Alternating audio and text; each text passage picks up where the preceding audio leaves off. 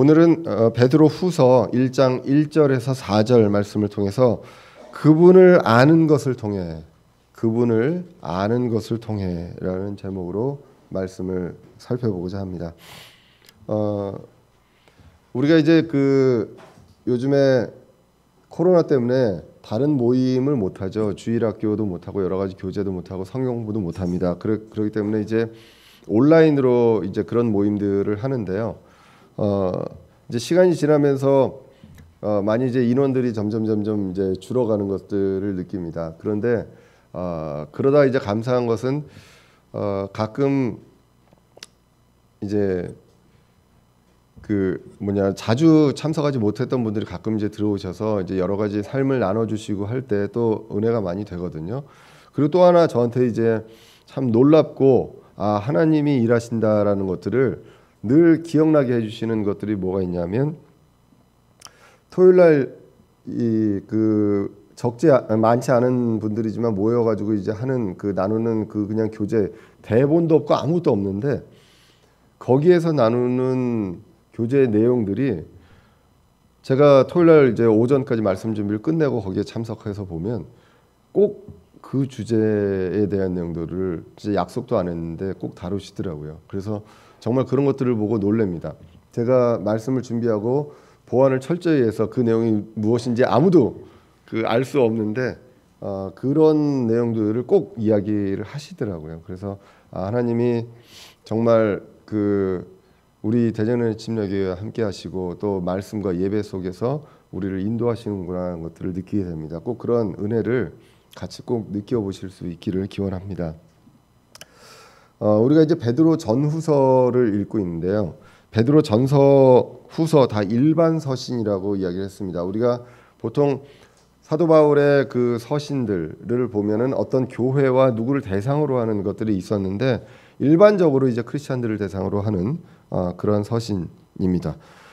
그리고 이제 우리가 이제 베드로 전서를 시작할 때도 이제 말씀을 드렸는데 베드로 전서는 이제 성경 학자들의 어떤 주장에 따라서 주후 60년경이다라고 이야기하시는 분도 있고 주후 65년경이다라고 이야기하는 분들도 있습니다. 스코필드 성경이나 그리고 피터 러크만 분의 해석에 의하면 주후 한 60년경에 베드로 전서가 쓰여졌다라고 기록을 이야기를 하고요. 우리가 갖고 있는 이제 흠정 성경 65년, 66년 이렇게도 이야기를 합니다. 자, 그러고 오늘 이제 베드로 후서는 주후 66년경이다라고 보통 이제 알려져 있습니다. 연대를요 정확히 알기 어렵습니다. 우리가 이제 그 역사에 대해서 이야기를 하고 할 때 보통 마치 내가 그곳에 당시에 있었던 것처럼 얘기하시는 분들이 많이 있는데 저는 사실 좀 그게 교만하지 않나 하는 생각이 듭니다. 과연 거기에 그때 살고 있었던 것처럼 그렇게 알 수 있느냐 누구가. 하나님 외에는 아무도 알 수 없다라는 것입니다. 그러니까 물론 여러 가지 기록들 가지고 추정은 할 수 있습니다. 그럼 이렇게 추정된다라고 이야기하는 것이 맞지 않나 싶은데 역사학자들이나 특히나 이제 진화론자들도 그렇습니다. 수십억 년 전에 마치 있었던 것처럼 그 자리에서 그걸 본 것처럼 얘기하는 경우들이 이제 많이 있거든요. 그래서 그런 것들에 있어서 사실 성경의 기록 시기조차도 베드로 전서가 있는데 오차가 한 5, 6년 나는 거예요. 그만큼 우리의 사람의 어떤 지식과 그것을 할 수 있는 그 한계가 분명하게 있습니다. 그래서 보통 성경학자들의 주장을 보면 베드로 전서와 후서 사이에 시간 차이가 1년에서 많게는 한 8년까지 나고 있습니다. 자, 근데 이제 제가 이 내용들을 왜 말씀드리냐면 베드로 전서와 베드로 후서의 분위기가 굉장히 많이 다릅니다. 그렇기 때문에 이 시간 동안에 베드로도 변했고 또 베드로의 어떤 상황도 많이 변했다는 것을 우리가 이제 알 수가 있는데요. 특별히 이제 베드로 후서를 보면 베드로가 죽음이 머지 않은 상황이다라는 것들을 알 수가 있습니다. 베드로후서 1장 13절 이하에서 보시면 참으로 내가 이 장막에 있는 동안에 너희가 기억하게 하며 너희를 일깨우는 것이 합당한 줄로 생각하노니 이는 우리 주 예수 그리스도께서 내게 보여주신 것 같이 내가 머지않아 반드시 나의 이 장막을 벗어야 할 줄을 알기 때문이라. 이거는 어느 누가 봐도요, 이 장막이 내가 살고 있는 집이나 텐트가 아니라는 것은 알 수가 있습니다. 이거는 꼭 뭐 비유다 아니다를 떠나서 이거는 이 장막이 나의 그 육체를 이야기하는 거라는 것들은 우리가 이제 쉽게 해석할 수가 있거든요. 아마도 하나님께서 베드로에게 어느 정도 이제 보여주시지 않았나라고 이제 추정을 할 수가 있습니다. 그리스도께서 내게 보여주신 것 같이라고 하면서 머지않아 내가 이 장막을 벗어야 할 줄을 알기 때문에 내가 그래서 일을 해야 된다. 너희가 기억하게 하여 너희를 일깨우는 것, 이러한 것들을 내가 해야 한다라고 이제 베드로가 이야기를 하고 있습니다. 자, 이런 것들을 보면 우리가 베드로 전후서에서 나온 것처럼 마지막 때 이 교회 시대에 우리가 예수 그리스도의 재림을 바라보고 있지만 우리가 그때까지 성실히 우리의 할 일을 해야 한다는 것. 베드로도 죽을 날이 멀지 않았지만, 그리고 종말이 멀지 않아도 이러한 것들을 해야 한다.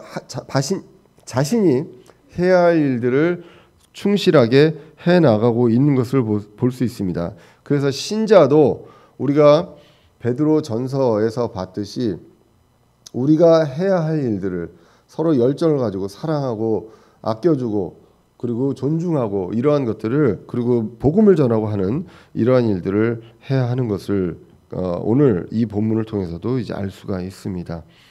그리고 이제 베드로 전서는 보면 이제 구원받은 신자에게 주신 말씀이고, 특별히 이제 전후서 같은 경우에 마지막 때 그리고 교회 시대라고 하는 은혜 시대에 사는 신자의 자세를 이야기하고 있습니다.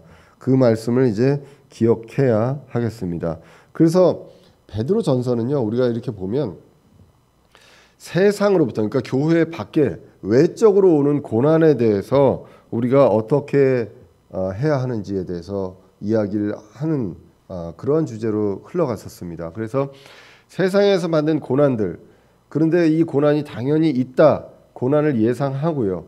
그리고 이 고난 속에서 우리를 돌아봐야 한다라는 내용들, 그리고 하나님이 함께 하신다는 것, 그리고 이 고난을 통해서 우리가 기뻐하라는 것, 이러한 것들을 이제 베드로 전서를 통해서 이제 봤었다는 것입니다. 그래서 세상 밖에서에 대한 것이라면 이 베드로 후서는요, 교회 내에서 또는 이 기독교라는 그 진영 내에 있는 그러한 고난에 대해서 이야기를 하고 있습니다. 특별히 이제 베드로후서는 누구를 이야기하냐면 교회 내에 있는 거짓 교사를 이야기합니다.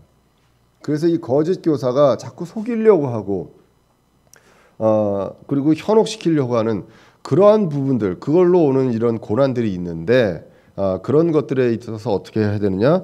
그러기 때문에 여기서 아는 것, 지식에서 자라가라라는 내용들이 이제 베드로후서의 어떤 핵심 구절이 됩니다. 그래서 베드로후서 3장 18절에 보시면 그것을 아는 것, 지식 안에서 자라가라라고 이야기를 하는 것입니다.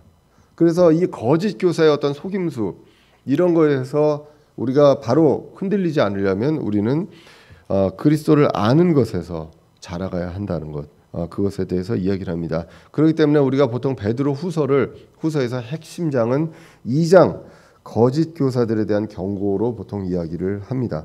그리고 이제 이 말씀들을 기억하고 명심해야 된다라고 해서 베드로후서는 기억하라라는 말, 기억해야 한다, 이 말씀이 굉장히 많이 나옵니다. 왜냐하면 대상 자체가 이미 구원받은 크리스찬이거든요. 이 구원받은 크리스찬들은 이제 말씀을 기억하고 주님께서 뭐라고 하셨는지 그것에 대해서 기억하고 아는 것이 중요하기 때문입니다. 그러므로 우리가 알아야 한다. 이것을 이제 knowledge라고 성경에서 이야기를 합니다. 그래서 아까 읽었던 베드로서 1장 12절에서 15절까지를 보면 기억하기 위함이다. 이 내용들을 이제 많이 이야기를 합니다. 자, 이렇게 약간의 이제 여러 가지 이제 차이가 있고요. 아까도 말씀드렸지만 그 베드로 전후서에 이 베드로의 마음가짐에 이제 차이가 있는 것들을 이제 보게 됩니다. 물론 성경은요, 하나님의 영감으로 기록된 것입니다. 모든 성경 기록, 이 단어들이 하나님의 영감으로 기록되어 있습니다. 그렇지만 40여 명의 사람들을 통해서 이제 기록을 했거든요. 근데 그 사람들이 우리가 오해하는 것이 예를 들면 베드로야 이제 준비를 하고 있어라. 오늘부터는 2장 1절부터 쓰겠노라 하고 받아 적어라 라고 하신 것이 아니라는 것이죠. 그 사람의 성정과 그 마음과 지식에 그 사람의 그것들을 이용을 해서 하나님께서 그 마음을 움직여서 성경을 적으셨고 거기에 사용되는 단어들은 하나님께서 숨을 불어 넣어서 하신 그 귀한 말씀들이다라는 것입니다. 그렇기 때문에 우리가 이 성경의 저자를 통해서 그 사람의 마음도 이해할 수 있고요. 하나님께서 그 마음을 쓰셔서 성경을 기록하셨다는 것, 그것도 우리가 볼 수가 있다는 것입니다. 근데 그런 차원에서 우리가 이제 볼 수가 있고요. 이 하나님께서 부족한 사람을 통해서 사람의 성정을 사용하셨다. 이 말씀도 이제 베드로후서에 베드로서 1장 20절 이하에서 이제 나오게 됩니다. 베드로서 1장 20절에 보시면 먼저 이것을 알라. 성경 기록의 대언은 결코 어떤 사적인 해석에서 나지 아니하였나니 대언은 옛적에 사람의 뜻으로 말미암아 나오지 아니하였고 오직 하나님의 거룩한 사람들은 성령님께서 자기들을 움직이시는 대로 말하노라라고 얘기합니다. 성령님께서 그 사람들을 움직여서 이것들을 기록하셨다라고 우리는 알게 됩니다. 자, 다시 한번 말씀드리면 베드로 전후서에 한 1년에서 8년 정도 차이가 있는데 이때의 어떤 베드로의 심경을 우리가 볼 수가 있습니다. 우리가 베드로전서 1장 1절과 베드로후서 1장 1절을 비교해 보시면 몇 가지 좀 이제 있는데요. 베드로전서 1장 1절을 보시면 예수 그리스도의 사도 베드로는 본도와 갈라디아와 갑바도기아와 아시아와 비두니아의 두루 흩어진 나그네들 곧 하나님의 아버지의 미리 아심에 따라 성령의 거룩히 구별하심을 통해 순종함과 예수 그리스도의 피뿌림에 이르도록 선택받은 자들에게 편지하노니라고 나오게 됩니다. 본인을 소개하고 누구에게 편지하노니를 이야기한다는 것이죠. 그래서 여기서 보면 본인은 사도 베드로, 예수 그리스도의 사도다라고 이야기를 하고 있고요. 대상은 주로 이제 아시아 지역에 널리 흩어져 있는 유대인 그리고 크리스찬들을 대상으로 썼다라고 이야기합니다. 그리고 이제 오늘 베드로후서 1장 1절을 보시면 예수 그리스도의 종이며 사도인 시몬 베드로는 하나님 곧 우리의 구원자 예수 그리스도의 의를 통해 우리와 더불어 동일하게 보배로운 믿음을 얻은 자들에게 편지하노니라고 나옵니다. 여기서도 본인의 소개가 나오고 대상이 나오는데요. 약간 이제 결이 다르다라는 것입니다. 대상을 보면 전체 모든 신자입니다. 그래서 여기서 보시면 어떻게 나오냐면 우리의 구원자 예수 그리스도의 의를 통해 우리와 더불어 그러니까 베드로를 포함한 자신을 포함한 우리라고 나오는 그 베드로와 동일하게 보배로운 믿음을 얻은 자들입니다. 그러니까 베드로가 더 많이 받거나 더 적게 받거나 이런 것이 아니라 베드로와 동일하게 보배로운 은혜를 얻은 자들이라고 이야기를 하고 있습니다. 동일한 보배로운 믿음을 얻은 자들에게 편지하노니 그러니까 모든 신자들을 대상으로 하고 있습니다. 그리고 이제 자신을 소개할 때 베드로후서에서는 예수 그리스도의 종이며 사도인이라고 얘기합니다. 자신을 종이란 얘기를 먼저 꺼내게 됩니다. 그리고 그냥 베드로가 아니라 시몬 베드로다라고 이야기를 합니다. 그래서 종을 사도보다 먼저 이야기하고요. 베드로보다 시몬을 먼저 이야기하고 있습니다. 그래서 이제는 먼저 자신을 낮추고 자신의 부족함을 이야기하고 자신의 일에 대해서 그 자신이 해야 될 일들 그리고 자신의 상황에서 지금 하는 일들이 어떠한 역할인지 종의 역할로서의 내용들을 이제 이야기를 하고 있습니다. 그리고 이제 죽음을 앞둔 마당에서 자신의 과거를 이제 보통 이제 돌아보게 되죠. 그리고 자신의 부족했던 것들을 보게 됩니다. 그래서 자신의 과거의 이름인 시몬을 이야기하게 됩니다. 그래서 시몬을 먼저 이야기하고 그리고 예수님께서 새로 지어주신 이름인 베드로를 이제 또 같이 이야기를 하게 됩니다. 시몬의 원래 뜻은요 모래입니다. 모래. 그리고 베드로는 돌입니다. 그래서 우리가 마태복음 16장을 보시면 16장에서 베드로의 신앙 고백이 있죠. 주는 그리스도시요 살아계신 하나님의 아들이십니다라고 이제 예수님 앞에서 이제 고백을 하게 됩니다. 그때 이제 마태복음 16장 17절에 보시면 예수님께서 그에게 응답하여 이르시되 바요나 시몬아 내가 복이 있도다 그것을 내게 계시하신 이는 살과 피가 아니요 하늘에 계신 내 아버지시니라.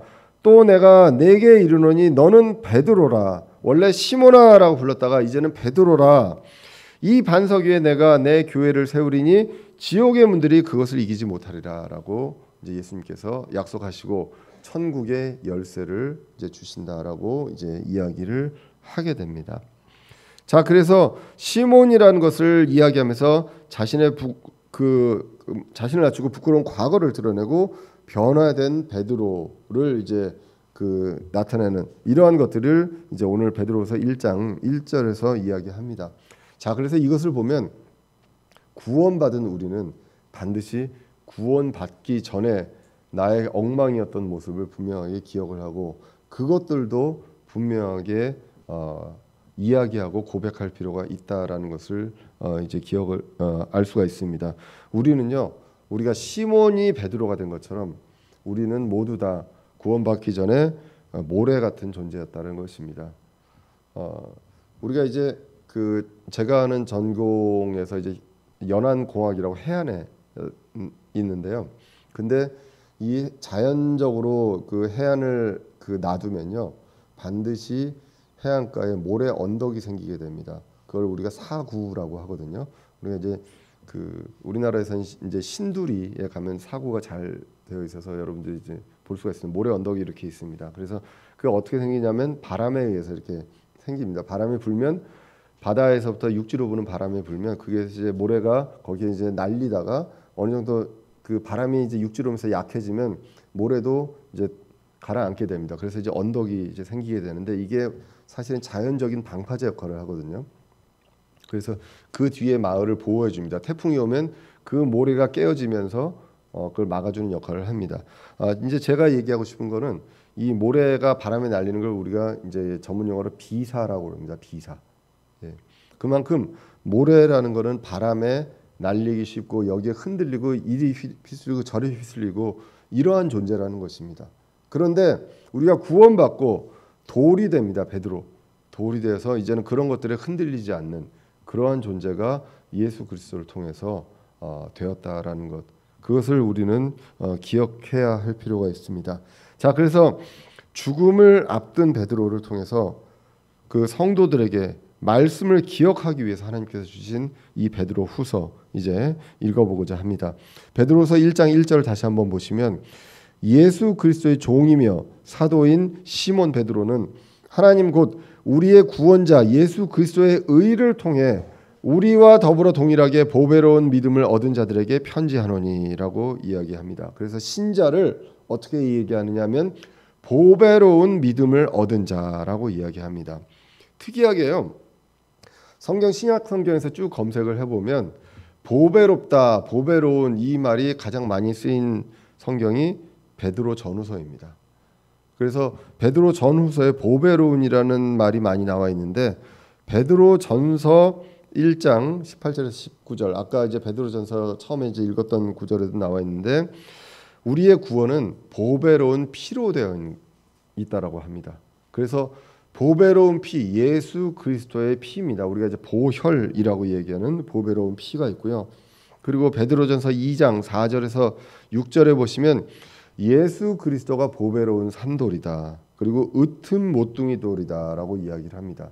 그래서 보배로운 산돌이요 보배로운 으뜸 모퉁이 돌이라고 이야기하고요. 예수님이. 그리고 2장 7절에서 그분이 보배로우시다라고 이야기를 합니다.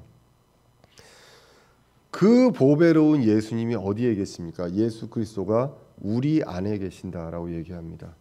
그래서 그게 우리가 보화가 있다라고 성경이 또 이야기를 하죠. 로마서 8장 9절에 보시면 그러나 너희 안에 하나님의 영께서 거하시면 너희가 육체 안에 있지 아니하고 성령 안에 있나니 이제 어떤 사람에게 그리스도의 영이 없으면 그는 그분의 사람이 아니니라. 그래서 그분의 사람은 그리스도의 영이 우리 안에 있다. 보배로운 그리스도가 우리 안에 있다라는 것, 그것을 성경이 분명하게 이야기를 해주고 있습니다. 그리고 오늘 본문이 보배로운 믿음을 이야기합니다. 그리고 오늘 본문의 4절에서는 보배로운 약속들을 또 이야기합니다. 이렇게 이제 보배롭다라는 내용이 나오게 됩니다. 자, 오늘 본문 1절에서 이 베드로가 이야기합니다. 베드로 자신과 그리고 그 사도들과 동일한 보배로운 믿음을 얻은 자들이 바로 신자들이다라고 이야기를 합니다. 그러면서 그 근원이 어디냐라는 것, 그것을 오늘 본문 1절에서 이야기를 하고 있거든요.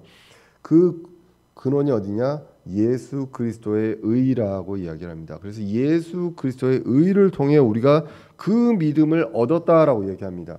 그래서 이 믿음이 내 안에서 그냥 시작된 게 아니라요, 그 보배로운 믿음을 먼저 얻었습니다. 그리고 그것이 우리 안에서 예수 그리스도를 믿는 믿음이 되었습니다.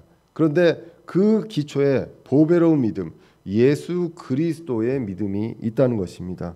그래서 히브리서 12장 2절에 보시면 우리의 믿음의 창시자요 또 완성자이신 예수님을 바라보자라고 합니다. 예수님이 우리 믿음의 창시자입니다. 그리고 완성자라고 이야기를 합니다. 그래서 모든 사람에게 이러한 보배로운 믿음이 있다는 것입니다. 그래서 우리가 베드로 전후서를 보면 이 보배롭다라고 하는 것들이 거의 보면 예수님을 가르치거나 예수님 자체를 가르치거나 아니면 예수님과 관련되어 있습니다. 보배로운 피, 그리스도의 피잖아요. 그리고 이 보배로운 믿음, 그 근원이 예수 그리스도입니다. 예수 그리스도의 의입니다. 그렇기 때문에 이것을 성경에서는 예수 그리스도의 믿음이라고 합니다. 예수 그리스도를 믿는 믿음이 있고요, 예수 그리스도의 믿음이 있습니다. 그 보배로운 믿음이 우리에게 주어졌다, 우리가 얻었다라는 것, 그것을 성경이 이야기합니다. 로마서 3장 22절에 보시면 이렇게 기록합니다. 그것은 곧 예수 그리스도의 믿음으로 말미암아 모든 자에게 미치고 믿는 모든 자 위에 임하는 하나님의 의인이 거기에는 차별이 없느니라.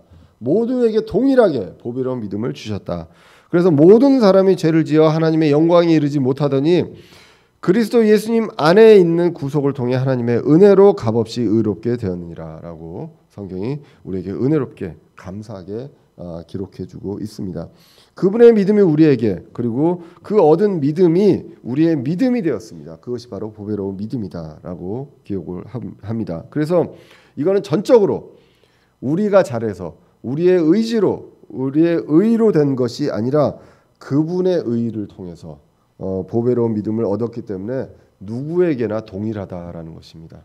누구에게는 더 없고 누구에게는 어떤 공이 있는 것이 아니라 누구에게나 동일하다. 그래서 이러한 신자들에게 편지하노니라고 하면서 이제 2절로 넘어갑니다. 하나님과 예수 우리 주를 아는 것을 통해 은혜와 평강이 너에게 더욱 많이 있기를 원하노라라고 이야기합니다. 우리가 보통 지체를 축복할 때 은혜와 평강이 넘치기를 축복을 하게 됩니다. 여러분들 만약에 이렇게 질문하면 어떻게 대답을 하시겠습니까? 여러분들 하나님께서 그 하나님께 구할 때 부자가 되게 해주세요라는 것과 평안하게 해주세요라고 했을 때 무엇을 구하시겠습니까? 저 같으면 둘 다 구하겠습니다. 보통 이렇게 둘 중에 하나 하면 이제 하나를 골라야 된다는 강박관념인데 둘 다 이야기를 합니다. 이건 농담이고요. 하나님께서 만약 둘 중에 하나를 이야기한다면, 우리가 우선순위를 이야기한다면 우리는 은혜와 평강입니다. 그렇기 때문에 우리가 크리스찬들에게 축복할 때 은혜와 평강이 넘치기를 축복을 하게 됩니다. 은혜는 무엇이냐? 자격 없는 자에게 값없이 주시는 선물입니다. 받을 자격이 없는데 거기에 값없이, 대가 없이 주시는 것입니다. 우리에게 공기와 물을 주셨습니다. 이 환경을 주셨습니다. 이 땅을 주셨고 지구를 주셨거든요. 살 수 있는 공간을 주셨고요. 그리고 살아갈 수 있는 건강도 주셨습니다. 가족도 주셨고 모든 것들을 우리가 잘해서 주신 게 아니라 은혜로 주셨다는 것입니다. 그렇기 때문에 우리가 구원도 은혜로 받았지만 앞으로 크리스찬으로 살아갈 때도 수많은 은혜를 하나님께서 주십니다. 특히 베드로전서 5장에서는 그 참된 은혜를 무엇이라고 얘기했습니까? 권면도 이야기했습니다. 말씀으로 우리가 권면을 하는 것, 이것이 우리에게 정말 값진 은혜라는 것입니다. 우리가 세상에 흔들리지 않고 그리고 하나님께서 원하신 바대로 살아갈 수 있는 그 권면의 말씀, 이것이 우리에게 참된 은혜다라고 이야기를 합니다. 그리고 또 한 가지가 이제 평강, 피스입니다. 그러니까 주님이 주시는 평화죠. 또 화평이라고도 나오고 평안이라고도 나오게 됩니다. 이 평강, 화평은 성경에 보면 한 두 가지가 있습니다. 하나님과의 화평이 있습니다. 우리가 구원을 받으면 하나님과 화평하게 됩니다. 원래 단절되었던 관계가 화평하게 되고 또 하나님의 화평을 우리가 받게 됩니다. 우리가 평안을 누리게 됩니다. 그렇기 때문에 성경이 이야기합니다. 세상이 줄 수 없는 평안을 우리가 받게 된다라고 이야기하죠. 골로새서 1장 20절에 보시면 그분의 십자가의 피를 통해 화평을 이루사 이 화평은 하나님과의 화평입니다. 그분으로 말미암아 모든 것들이 즉 내가 말하노니 그분으로 말미암아 땅에 있는 것들이나 하늘에 있는 것들이나 자신과 화해하게 하셨느니라 라고 기록하고 있고요. 골로새서 3장 15절에 보시면 하나님의 화평이 너희 마음속에서 다스리게 하라. 너희도 그 화평에 이르도록 한 몸 안에 부르심을 받았으니 감사하는 자가 되라라고 하나님의 화평이 우리 마음속에 다스리게 해야 한다는 것입니다. 이것들을 우리는 크리스찬들은 서로 간에 축복합니다. 여러분들 부자 되세요라는 것이 아니라 하나님의 은혜와 평강이 넘치기를 축복해야 합니다. 그런데 이러한 것들을 기원하는데 어떻게, 오늘 보면 어떻게 하라고 나옵니까? 바로 하나님과 예수님을 아는 것을 통해라고 나옵니다.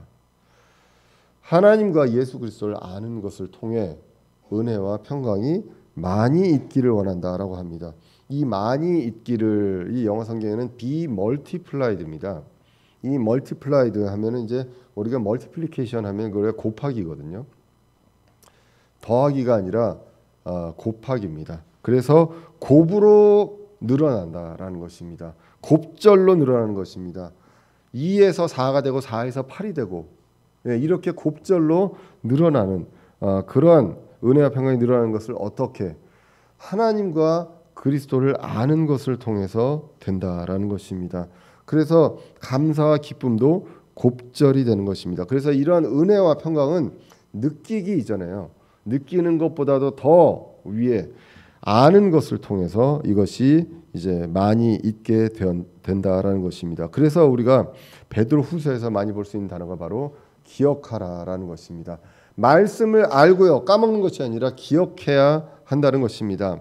그래서 아는 것 때문에 오늘 그 베드로전서 1장 후반부에 아까 읽었던 것처럼 말씀을 언급하게 됩니다. 이 말씀이 그냥 사람들이 사사롭게 해가지고 그 얻어진 그 말씀이 아님을 이야기하게 됩니다. 그래서 이 말씀을 아는 것을 통해서 성장하게 된다라고 이야기하죠. 우리가 이제 베드로 전후서는요 베드로를 통해서 쓰여진 편지입니다. 그렇기 때문에 사실 편지를 쓰면서 암호처럼 쓸 수는 없잖아요. 이 편지 앞뒤에 보면 그 단어라든가 그 문장에 대한 설명이 반드시 보통 있게 됩니다. 그래서 멀리 가지 않아도 베드로 전후서를 통해서 이 구절들에 대해서 설명이 있습니다. 그래서 우리가 아는 것 그리고 성장하는 것 그것이 어디에 나와 있냐면 베드로전서 2장 2절에 새로 태어난 아기들로서 말씀의 순수한 젖을 사모하라. 이것은 너희가 그 젖으로 말미암아 성장하게 하려 함이라라고 기록한다는 것이죠. 자, 그래서 아는 것을 통해 우리에게 은혜와 평강이 갑절로 늘어난다라는 것, 느끼는 것, 겪는 것 이것에 더해서 이것보다 갑절로 늘어나는 것은 그분을 아는 것을 통해서 늘어난다라고 기록을 하게 됩니다. 그리고 이제 오늘 3절을 통해서 아는 것을 통해 또 주시는 것이 나옵니다. 3절에 보시면 우리를 부르사 영광과 덕에 이르게 하신 분을 아는 것을 통해 영광과 덕에 이르는 것을 이르게 하신 분 하나님과 예수 그리스도를 아는 것을 통해 그분의 신성하신 권능이 그 파워가 생명과 하나님의 성품에 속한 모든 것을 우리에게 주셨다라고 기록을 합니다. 그래서 예수님은요, 우리를 부르시고 영광과 덕에 이르게 하셨다라는 것입니다. 그런 그분이 이제 생명과 하나님의 성품에 속한 모든 것을 우리에게 주셨다라고 기록을 하고 있습니다. 쭉 오늘 성경에서 보시면 우리가 받은 것이 있습니다. 보배로운 믿음을 받았고요. 그리고 은혜와 평강이 많이 있게 됩니다. 그리고 생명과 하나님의 성품에 속한 모든 것을 받게 됩니다. 그런데 예수님은 어떻게 표현하냐면 우리를 부르셨다고 기록하고요. 그리고 영광과 덕에 이르게 하신 분이다라고 기록을 합니다. 자, 그래서 우리는요, 영광에 이르게 된다라고 우리가 베드로 전후서를 통해서 봤었습니다. 앞으로 우리가 주님 만날 때 영광에 이르게 된다라고 했었습니다. 베드로전서 1장 7절에 보시면 이것은 너희의 믿음의 단련이 불로 단련해도 없어지는 금을 단련하는 것보다 훨씬 더 귀하여 예수 그리스도께서 나타나실 때 칭찬과 존귀와 영광으로 드러나게 하려 함이니라고 기록을 합니다. 그리고 이제 베드로전서 5장 10절에 보시면 그러나 모든 은혜의 하나님 곧 그리스도 예수님을 통해 우리를 부르사 자신의 영원한 영광에 이르게 하신 분이라고 나오게 되죠. 그래서 이제 영원한 영광에 이르게 하실 것입니다. 이것을 이제 약속하시고 보장하셨다는 것입니다. 예. 그렇기 때문에 우리는 그 미래에 그렇게 될 거라는 그 약속에 대한 믿음이 있고 소망이 있고요. 그것이 목표입니다. 또 한 가지가 나오는 것이 바로 덕입니다. virtue라고 나오는데 이것이 바로 경건한 삶입니다. 거룩한 삶이라고 이제 볼 수가 있습니다. 우리의 삶 속에서 해야 하는 것, 우리가 살아있는 동안 이루어야 하는 것, 이룰 수 있는 것, 이것이 바로 덕입니다. 그렇기 때문에 예수 그리스도께서 우리를 부르셔서 영광과 덕에 이르게 하셨다. 그러한 분이다라고 이야기를 하고 있습니다. 그런데 그분을 아는 것을 통해서 예수 그리스도를 아는 것을 통해서 생명과 하나님의 성품에 속한 모든 것을 주신다라는 것. 그래서 다시 한번 정리를 해보면 우리에게 주신 것이 보배로운 믿음이 있습니다. 그리고 또 그분을 아는 것을 통해서 우리는 우리의 삶 속에서 은혜와 평강이 많아지게 됩니다. 곱절로 계속 늘어나게 됩니다. 살면 살수록 계속 늘어나게 되고 그리고 생명과 하나님의 성품에 속한 것을 모든 것을 우리에게 주셨다라고 기록을 합니다. 다 말씀을 아는 것을 통해 주셨다라는 것입니다. 누구를 알아야 되느냐? 그분을 알아야 한다는 것입니다. 그분을 아는 것, 예수 그리스도, 하나님과 예수 그리스도가 누구인지를 성경을 통해서 알 수가 있습니다. 우리가 보지 않았기 때문입니다. 우리가 보지 못했거든요. 세상 시작 때부터 우리가 아무도 없었습니다. 그렇기 때문에 보지 못했습니다. 알 수 있는 방법은 말씀을 통해서 압니다. 그리고 그분을 통해서 그분이 하신 일을 알 수 있습니다. 그분이 저와 여러분 개개인 나를 위해서 하신 그 일을 압니다. 그리고 앞으로 약속하신 모든 것들, 그분이 하실 일들을 우리가 알게 됩니다. 무엇을 통해서? 말씀을 통해서 알게 된다는 것입니다. 자, 그래서 이러한 것들을 신성한 권능이, 그분의 권능이 이것을 우리에게 주신다라고 합니다. 그리고 이제 4절로 넘어갑니다. 그래서 그것들로 말미암아, 이런 것들로 말미암아 지극히 크고 보배로운 약속들이 우리에게 주어졌나니 이것은 너희가 이 약속들을 힘입어 정욕으로 인해 세상에 있게 된 썩을 것을 피하여 하나님의 본성에 참여하는 자가 되게 하려 함이니라라고 합니다. 문장이 굉장히 깁니다. 문장을 짧게 이야기하면 우리는 약속을 받았다는 것입니다. 근데 그 약속이 보배로운 약속입니다. 그리고 약속으로 인해서 하나님의 본성에 참여하는 자가 되었다라는 것입니다. 자, 이 하나님의 본성에 참여한다는 것, 이제는 우리가 구원받고 하나님의 자녀가 되었죠. 그러니까 하나님을 닮을 수밖에 없습니다. 우리 아이들은 부모를 닮잖아요. 외모만 닮는 것이 아니라 성품과 성격을 닮습니다. 때로는 그것 때문에 더 부모가 화가 나기도 합니다. 닮지 말아야 할 것을 닮았는 것을 봤을 때, 나와 똑같은 모습을 봤을 때 화가 갑절로 나게 되죠. 그러나 담는 것이 분명히 있다. 우리는 하나님의 자녀이기 때문에 하나님의 본성에 참여해서 하나님의 성품을 닮은 사람들, 이 참여하고 그것을 공유하는 그러한 사람들이다라고 기록을 합니다. 이것들이 약속들을 통해서, 약속들을 인해서 고린도후서 7장 1절에 보시면 그러므로 극진히 사랑하는 자들아 우리가 이 약속들을 가졌은즉 하나님을 두려워하는 가운데 거룩함을 완전히 이루어 육과 영의 모든 더러움에서 자신을 깨끗하게 하자라고 합니다. 약속들을 가졌습니다. 그렇기 때문에 이제 우리는 하나님을 두려워하는 가운데 거룩함을 완전히 이루어야 된다. 하나님의 본성에 참여하는 자가 되어야 한다라는 것입니다. 그것을 이야기합니다. 이것은 무엇이냐? 육과 영의 모든 더러움에서 깨끗하게 하는 것입니다. 하나님은 깨끗하고 거룩하신 분이기 때문에 우리는 그 본성에 참여하는 그러한 일들을 이제 하게 됩니다. 무엇을 통해서? 약속들을 통해 그 보배로운 약속들입니다. 그 귀중한 약속들 무엇이 있었습니까? 그리스도를 통해 약속하신 것들, 우리를 구속하셨습니다. 우리를 부르셨고요. 구속하셨습니다. 그리고 양자 삼으셨고 부활하셨고 우리의 부활을 약속하셨습니다. 그리고 공중에서 이제 받을 보상을 약속하셨습니다. 그리고 이제 같이 내려와서 새 예루살렘에서 이제 영원히 같이 다스림을 약속을 했습니다. 이 보배로운 약속들도 무엇을 통해서 알게 됩니까? 말씀을 통해서 알게 됩니다. 아는 것을 통해서 그분의 권능이 우리에게 주신 것들로 말미암아 약속들이 우리에게 주어졌다라고 성경이 기록한다는 것입니다. 그렇기 때문에 이 약속들이 있기 때문에 그것을 알기 때문에 우리는 그리스도의 하나님의 본성을 가지고 살아가는 사람이 될 수밖에 없다는 것입니다. 그렇기 때문에 세상에 썩을 것을 피합니다. 그리고 하나님의 본성에 참여하는 자가 됩니다. 하나님의 자녀가 되었기 때문에 그분의 성품, 본성을 공유합니다.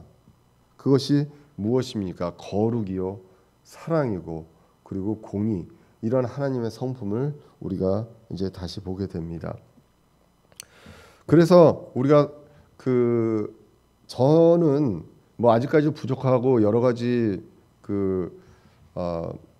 뭐 성질도 있고요, 고집도 있고 여러 가지 고지식하고 꽉 막혔고 뭐 이런 얘기들 이제 많이 듣는데, 그래도 추구하는 것들이 우리가 말씀을 읽고 특별히 제가 말씀을 전하면서요, 제가 무엇이 바뀌었냐면 어떻게 보면 너무나도 제가 직장에서도 그렇고 이상적이 돼 버리는 거예요.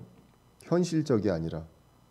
왜냐하면 많은 사람들이 추구하는 것들, 그러한 것들에 있어서 자꾸 다른 것들을 제가 이야기하게 됩니다. 그러한 것들을 느끼면서 내가 하나님의 본성에 참여하면서 나의 시각과 관점이 바뀌고 있구나. 세계관과 가치관이 바뀌고 있고, 내가 말씀을 읽고 전하고 적용하는 데 있어서 학생들에게 또는 학교에 나아갈 길에 있어서 무엇을 이야기해야 될 것인가, 그런 것들을 이제 다시 생각해 보다 보니까 사람들하고 다른 생각을 하게 되고 약간의 비현실적인 것들을 자꾸 학생들에게 그리고 교수님들에게 이야기하게 되는 그런 모습들을 보게 됩니다. 그런데 그러한 것들도 우리에게 하나님께서 그러한 일들을 하면서 모든 것들을 또 약속으로 또 지켜주셨다는 것들을 우리가 느끼게 될 수 있기를 원합니다. 오늘 본문은요, 그분을 아는 것을 강조합니다. 그분을 알아야 한다고 합니다. 예수님과 하나님, 그분 자체를 알아야 되고 그분의 하신 일과 그리고 하실 일, 그리고 우리와 함께 하셨던 이 모든 것들을 이제 알아야 한다는 것입니다. 그래서 다시 정리를 하자면 그분에 대해 아는 것이 있고요, 그리고 그분이 하신 일을 알아야 합니다. 창조와 고난과 구속과 부활과 승천이 있었습니다. 그리고 그분이 하실 일, 앞으로 이제 공중으로 재림하셔서 우리를 만나 주시고 우리와 영원히 함께 하신다는 것들을 알게 됩니다. 이렇게 그분을 아는 것들을 통해서 우리에게 주신 것이 있습니다. 은혜와 평강과 생명과 그리고 본성의 참여함을 주셨습니다. 여러분들이나 저나 여러 가지 고난들이 있었습니다. 그 고난들이 있었지만 그 고난을 통해서도 하나님께서 함께 하시고 하나님의 은혜와 평강을 느낄 수 있습니다. 경험을 통해서도 느낄 수 있지만 그거보다 더욱더 풍성하게 경험하지 못한 것들, 그 은혜와 평강을 느낄 수 있는 것, 말씀을 통해서 그분을 알물 통해서 그분을 아는 것을 통해서 느낄 수가 있습니다. 그래서 요한복음 1장 12절을 통해서 그분을 받아들이면 자녀 삼아 주신다고 했고요. 그리고 에베소서 2장 8절부터 10절을 통해서 그 구원은 선물로 주신 것이다 라는 것들, 은혜와 평강을 얻을 수가 있습니다. 로마서 8장을 통해서 이제는 우리에게 정죄함이 없다는 것, 그것을 말씀을 통해서 알게 됩니다. 그리고 모든 것들, 천사고 그 어떤 권능과 권세도 하나님의 사랑에서 우리를 떼어놓을 수 없다라는 것을 알게 됩니다. 고린도후서 1장을 통해서 우리를 지키셨고 지키시고 지키실 것이라는 것을 알게 됩니다. 그렇게 그러한 모든 것들을 알게 되면서 우리는 은혜와 평강이 갑절로 늘어가게 됩니다. 사실 우리가 일주일에 한 번 이 설교 말씀을 통해서 이 짧은 본문을 통해서 그리스도를 아는 것을 통해 은혜와 평강이 얼마나 느껴지겠습니까? 그래서 우리는 말씀을 가까이 하고 말씀을 여러분들 스스로 읽고 그 말씀을 통해서 하나님과 그리스도를 아는 것, 그것을 통해서 은혜와 평강이 더욱더 풍성해질 수 있다는 것입니다. 그리고 우리가 살아가야 할 것들도 느끼게 됩니다. 하나님의 자녀로서 그분의 본성에 참여하는 자로서 우리가 무엇을 해야 하고 무엇을 하지 말아야 할 것인지, 세상이 모두 다 다수가 그렇게 가더라도 우리는 무엇을 해야 할지 그러한 것들에 대해서 분명히 알게 된다는 것입니다. 무엇을 통해서요? 그분을 아는 것을 통해서. 그래서 보고 느끼는 것을 추구하는 것이 아니라 아는 것을 우리가 통해서 살아가야 한다는 것입니다. 그래서 그분을 말씀을 통해서, 우리의 성경에 주신 그 말씀을 통해서 그분을 알고 알아감을 통해서 이 모든 것들을, 은혜와 평강과 생명과 본성에 참여한 이 모든 것들이 분명해지고, 그리고 주님께서 원하시는, 그리고 주님께서 함께 하시면서 이루어 가지고자 하는 그 뜻을 우리가 기억하며 참여할 수 있는 저와 여러분들 되시기를 간절히 축원합니다. 기도하겠습니다.